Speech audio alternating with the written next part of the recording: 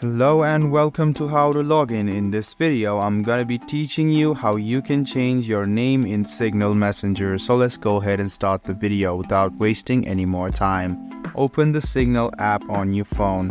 The next thing you want to do to change your name is go ahead and click on your profile on the top left hand corner of your screen. Then you can see your name. Go ahead and tap on your name. And you can tap on your name once again. And as soon as you tap on your name, you can see that there are the first name and your last name. So the last name is optional. You can go ahead and write down your first name.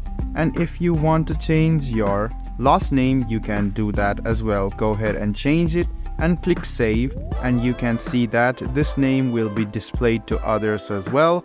And your name has finally been changed.